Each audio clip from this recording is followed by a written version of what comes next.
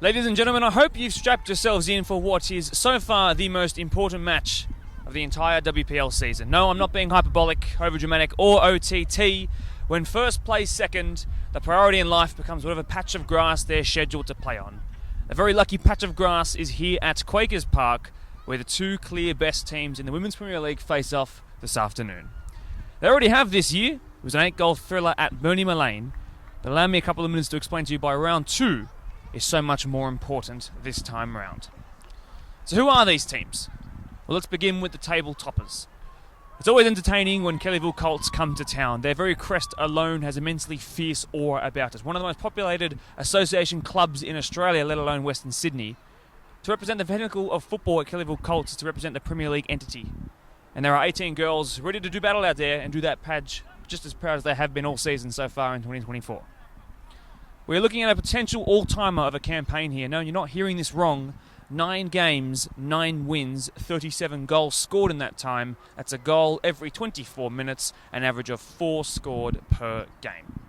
They've already eclipsed their points tally from last year, and that's not a stab at any of the playing staff in the slightest, who finished third in a stellar debut season showing. But lessons have clearly been learned, and they've gone from great to arguably perfection. The only problem for the mighty Colts is that Quakers juniors, their opposition here today, come here with a bit between their teeth.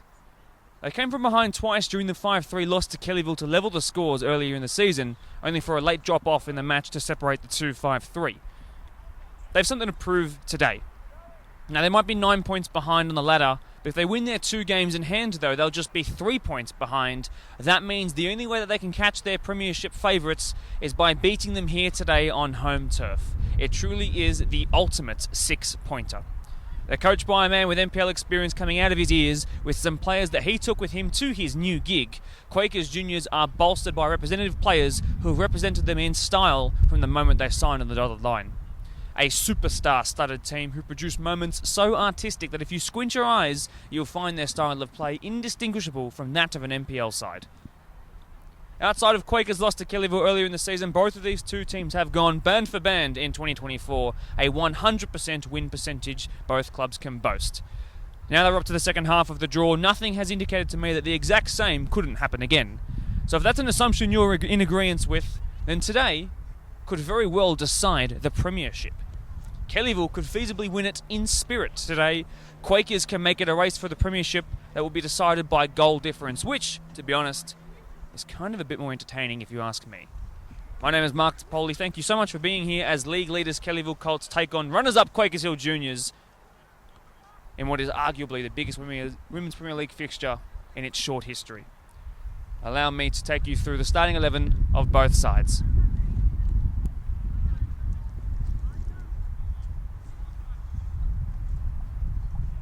We will start with the hosts, who I might remind you are 9 points behind, but have the chance to, of course, catch up to them with a win today, which will make it 6-point gap, and they have to win their 2 games in hand.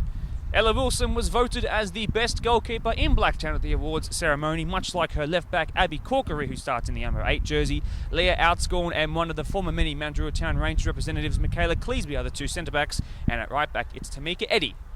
In the base of the midfield, it's one of the 2 brand new names, Tara Schroeder, whose sister plays further forward. She wears the 16 jersey, does Tara, next to club captain Christine Guerrero at just 21 years old. What a great honour it is for her to wear the green armband she gets to boast. Isabel Grech is a former Blacktown Spartans first grade 2-time goal scorer in just as little as 2023, so she is fresh off the back of some very, very high level experience, has already scored a couple of goals in match of the round occasions already. She's next to long-time servant of the club, Jamie Cumbo, whose father, of course, is the assistant coach of this team. Through the middle, it's Olivia Todorovic next to Blacktown's best non-finals appearing goal scorer last year, Marion Schroeder, who did a clean sweep at the awards ceremony, having scored 13 goals and knocked up 7 assists. Scoring and assisting is the only vernacular she has to boast, and it's one that she will get to enjoy today, I'm sure. Let's go to the away side. Kellyville Colts looking to continue their perfect run and make it 10 wins from 10 games. In goal, it's a girl who has 10 goals to her name. Yes, the goalkeeper with 10 goals to her name, Georgia Hogan. Might play at striker, might play at goalkeeper today, is in between the sticks. It's a back four, just like their opposition. It's Natalie Laurie who begins at right back with 5 years of experience at Nepean, of course. Bianca Hogan is one of their star players, a multi-time year servant of the club across 2 different stints. She's into her 7th year now, a former Marconi representative, just like her sister in net, by the way. Her centre-back partner is Emma Clark in the 21 jersey. Natalie Rogic will have to do the amends for Croatia this morning at the European Championships. Hopefully her strong left foot will keep it locked down at left back.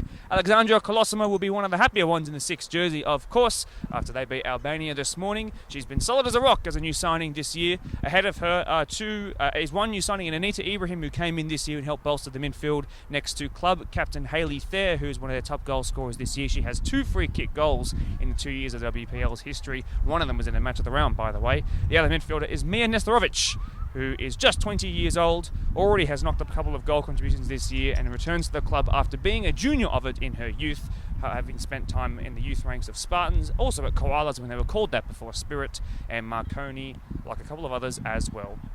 The front two, a very, very productive front two this season, is Stephanie Padilla, who picked up 3 goals this year and has already bettered it this year, and she's next to Grace Gibbison, returning to the club for a second stint this year after having a bit of a sabbatical last year.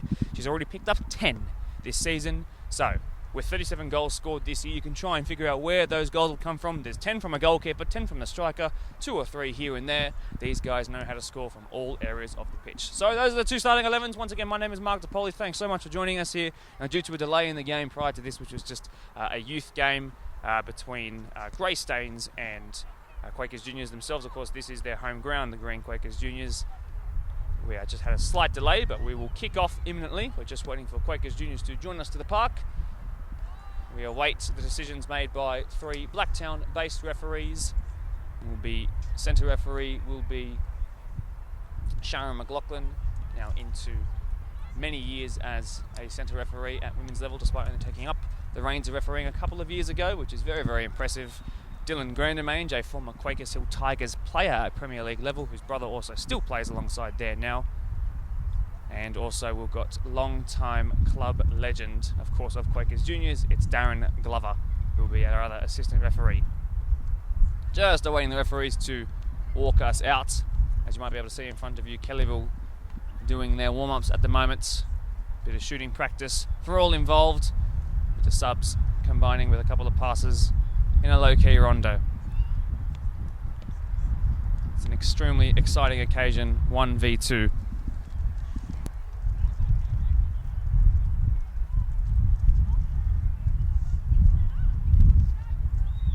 One thing that hasn't had any sort of delay today is the wind. It is a windy old day. Apologies if you're hearing that come through your live streams here, but we'll do our best. Well, I'll do my best to talk over it, and hopefully the football speaks for itself. I'm sure it will, though.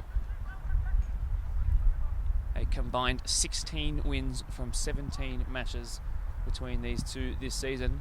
That could very much change. None of these teams have drawn at all this year. Of course, the previous meeting did go the way of Kellyville. A 5-3 in the second game of the season. I wonder if these clubs knew that at that point in the year that that'd be perfect from that point onwards. It's been such an impressive second season of the WPL, which has, I would say, increased maybe 2 or 3-fold in overall quality throughout the entire division. Clubs have recruited spectacularly well, and it's great to see Kellyville, who have reintroduced so many club juniors back into their ranks, maybe coming from the NPL world, who are looking to have maybe a more simpler time of it. They have really shone so far.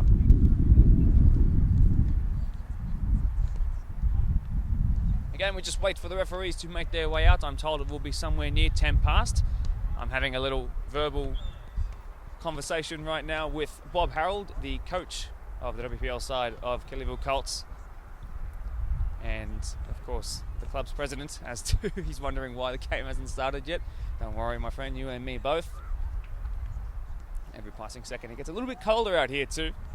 The wind not afraid to whip at the skin here at Quakers Park. It's a field that, from a live stream perspective, has seen many a fantastic games.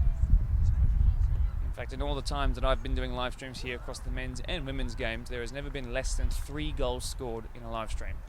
So if that bit of fortune or a bit of piece of history is to inspire anything today, let's hope it's a high scoring goal fest here today. It's a fantastic time for football all around the world. What better way to kick off 3 more group stage games tonight than with some Women's Premier League action right in front of your eyes.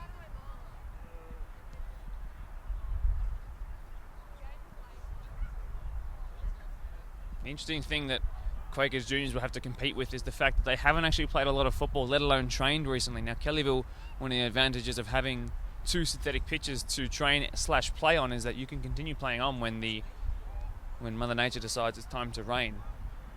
That's why they've gone 2 games ahead of most of the rest of the competition. That's why Quakers juniors haven't played in over a fortnight now. You might be able to see them making their way to the halfway line now. So that's an extreme advantage. They have been able to maintain their fitness, their match sharpness levels for the last over half a month. Quakers juniors, on the other hand, not quite. That's a concern for Jacek Lisowski, who will be up in the early hours of tomorrow morning, I'm sure, watching his beloved Poland, watching along.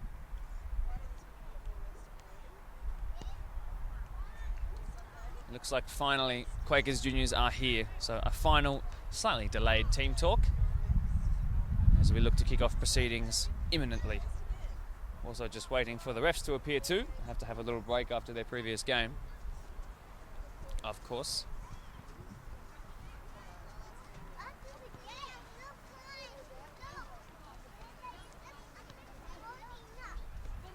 And right now I'm watching the likes of Grace Gibbison and Shagan Goodman and Hayley Thayer smacking the ball into the back of the nets. And as a final bit of preparation before this game starts, these players have combined for stupid amounts of goals this year. They are dangerous from set pieces as well. And as mentioned, they can attack you from any angle, any position. And that is the danger of them. It's their multifaceted attacking abilities. It is expert levels of recruitment. And they seem to be, at least from what I've been able to pick up this year, extremely well coached, able to rotate fantastically well without dropping any sort of quality goals all across the park. No real standouts when it comes to goal scoring. Pick a weakness and I'll tell you why it's alleviated by a far greater strength. Quakers juniors, it's a little bit of a nervy one for them. The odds are against them, I would say, if you were to put a bet on this, hypothetically. Haven't played in 2 weeks, have lost to them already, have scored less goals than them this year by a quite significant 16, although yes, they are 2 games behind them. Of course, 7 games compared to Kellyville's 9 they've been able to play during the wet season. But at the same time, they've also considered just 1 less goal. So you would think theoretically in those 2 games that they have to catch up, perhaps they concede a goal. It is a high-scoring league, an average of 4 goals are scored per game. Kellyville Colts alone score 4 goals a game themselves this year, 4.1 to be exact.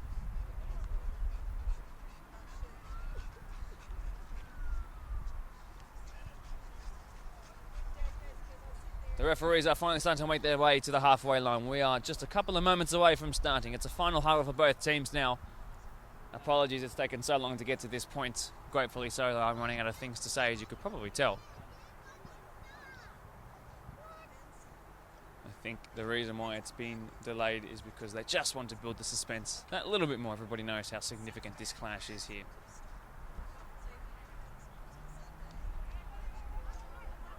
The captains pulled in for a final meeting. A shake of the hands, a flip of the coin, perhaps a switch of sides.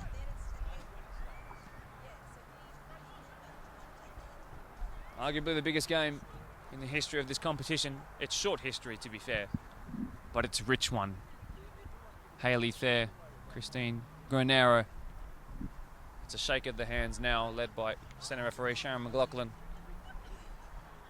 Second consecutive Blacktown-based Women's Premier League match of the round that she gets to officiate with the whistle in hand. Congratulations to her.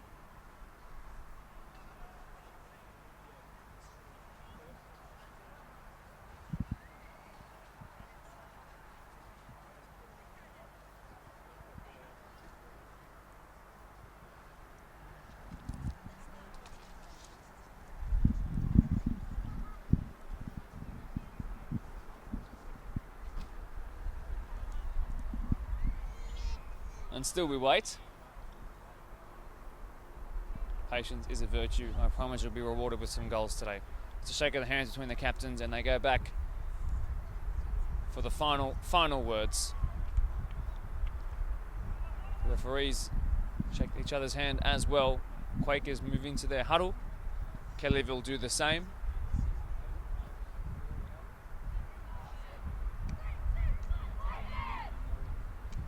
Quakers the first to break out.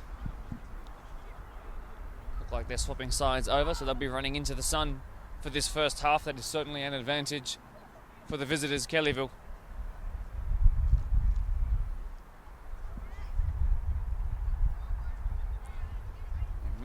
Massive game. A reminder, if you're tuning in for the first time to the WPL, it is an interchange-based system here.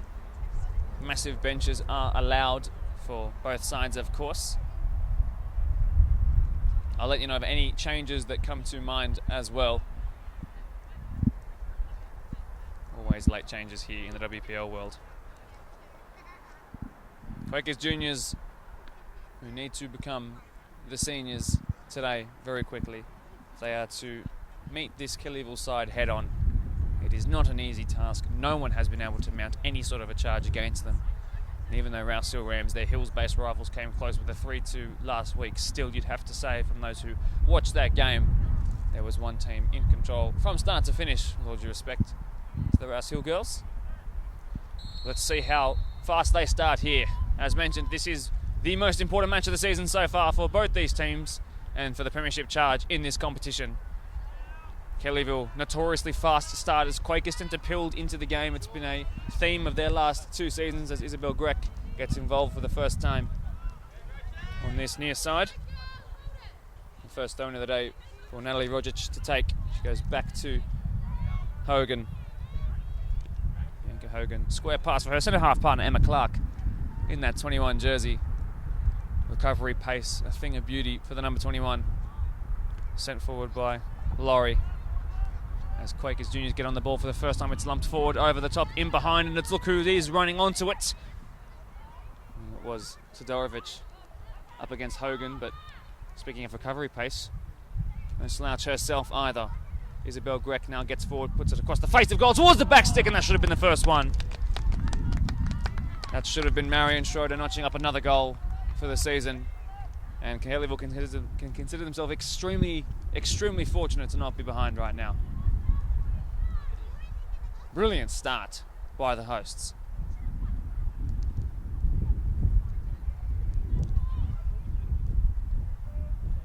So they go short at the back, as is a feature of their style of play for the last 2 years. It is a well-oiled machine. Quakers juniors are not one to press for the full 90 minutes. They are very selective when they decide to put the burners on.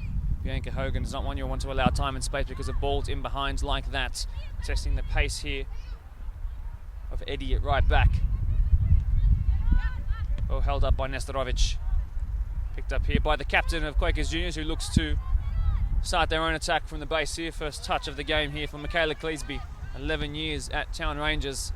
Sent forward up this near side touchline and out for a throw.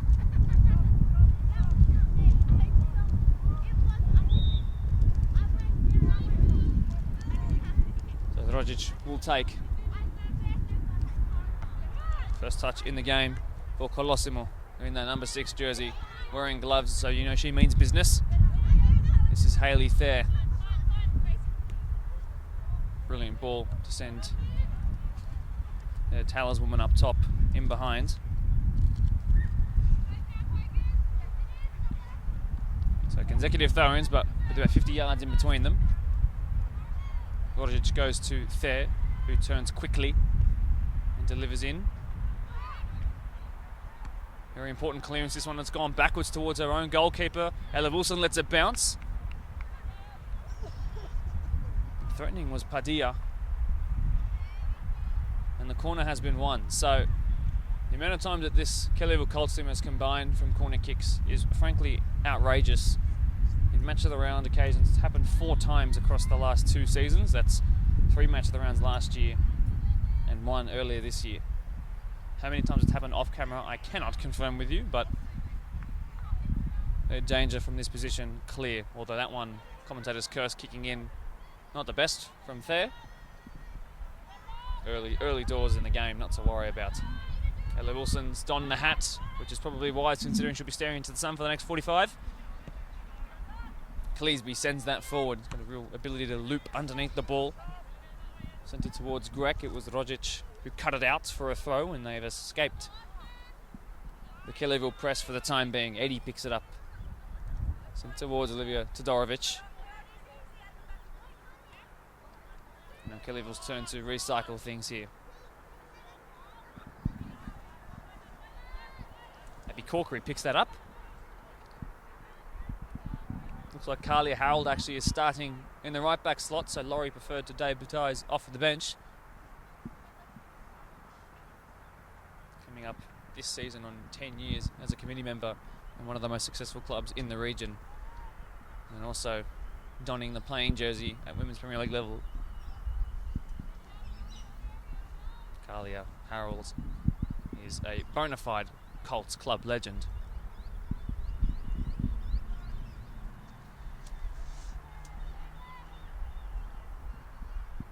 She sends that long with that throw-in towards Gibbison.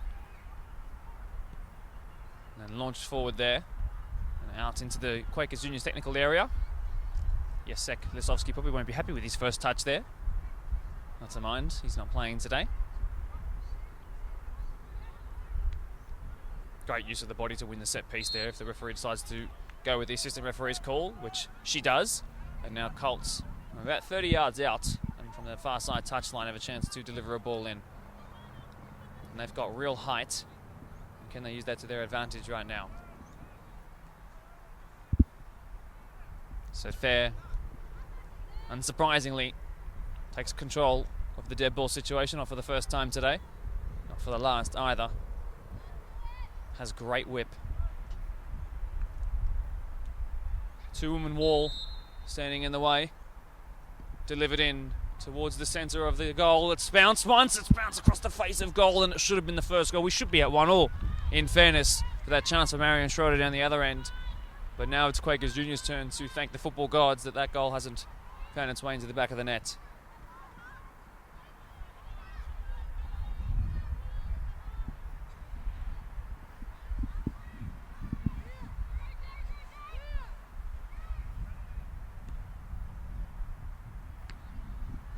Won a game by Thayer.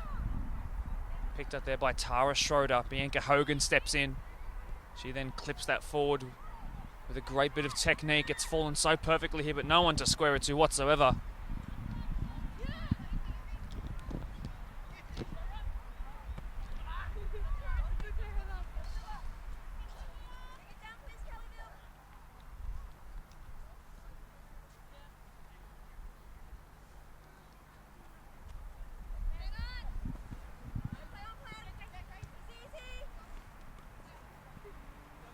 Greg trying to do it all herself, eventually gets her captain involved, and even though they create some triangles here on this near side, it hasn't materialised and they've surrendered the ball. Throw in it will be.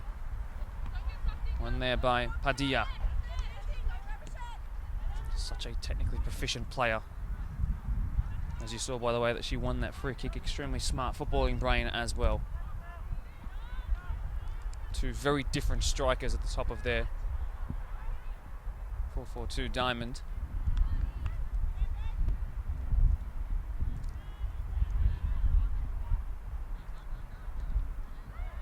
Gibbison gets involved up against Corkery. Corkery's done quite well. Has that ball stayed in? Yes, it has, but Kelly will win it back. Grace Gibbison squared pass here to find Colosimo.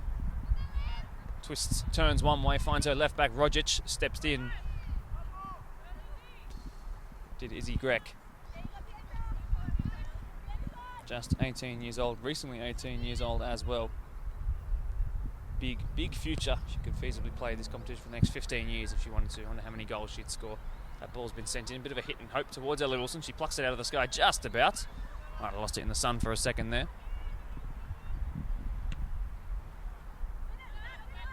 It's gone towards Rogic, who's got the touch off that left foot. One of the most guaranteed starters in the side due to the fact that she is left-footed and so solid with it too. Nestorovic gets involved as well. There is Bianca Hogan. Lovely triangles being formed here, but a pass to the complete wrong jersey colour there. Donera up against Colosimo. Was she onside there? Olivia Todorovic has a chance to bear down on goal really well. Great sweeper keeping there. Georgia Hogan, that was.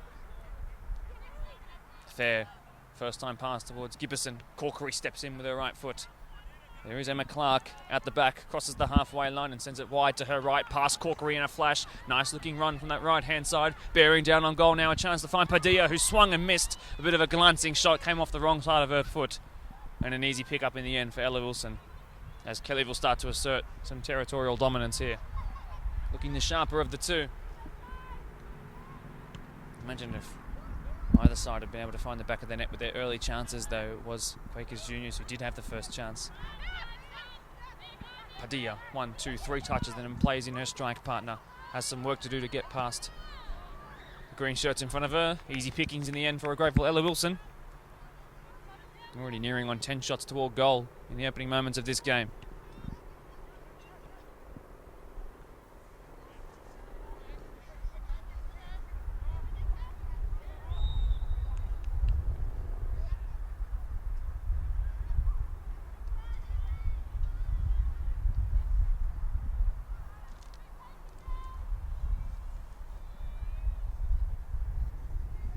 Time to play it out from the back. Clark goes to her centre half partner.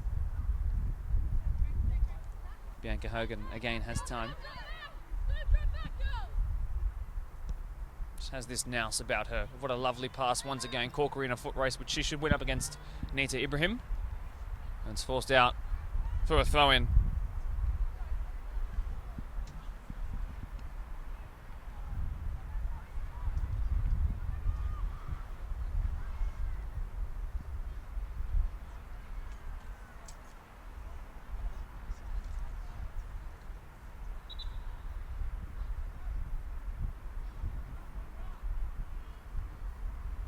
See some of the Parkley Women's Premier League contingent watching along here. They, of course, third place in the competition this year. Gibberson turns with a left foot strike. Was there a handball involved there? Absolutely no appeals whatsoever from either side, for or against, so on we go. Ella Wilson has actually got a match of the round assist to her name. From booting it out from her hands and finding her striker Marion Schroeder in that 14 jersey. That was last year though. But it is a weapon. Colosimo picks it up, nutmegs there. Izzy Grek brings Rogic into the game, and Nestorovic as well making the run in behind. Just about kept in, and then unfortunately for Tamika Eddy, had to deal with two there and couldn't. Involved now Gibberson, who is left, right and centre. Great hard running she's done so far. She's into the box, squared pass now. Cumbo was there to try and intervene, strike towards goal. It was saved. Padilla was the one who got the shot off in the end from her right. Ella Wilson called into action again. She's certainly one of the warmer players out there, that's for sure.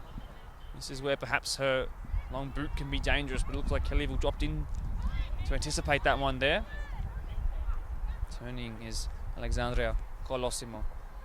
Plays it square simply to Rogic, picked out there by Grek. Back involved again, Izzy Grek for Quakers Juniors. Gets past one, but not Gibberson.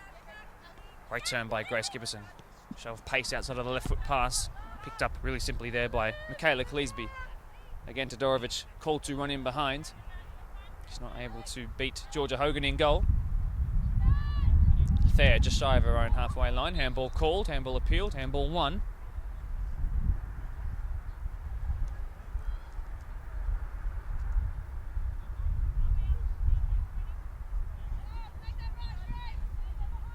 Hogan takes, didn't quite get enough underneath that. She says, sorry. Tara Schroeder sends it behind Olivia Todorovic. Flag stays down for the time being. Hasn't got any runners yet. She's going to have to do this herself. Georgia Hogan comes to that. It's rolling towards goal and is cleared. Good recovery work there by Emma Clark.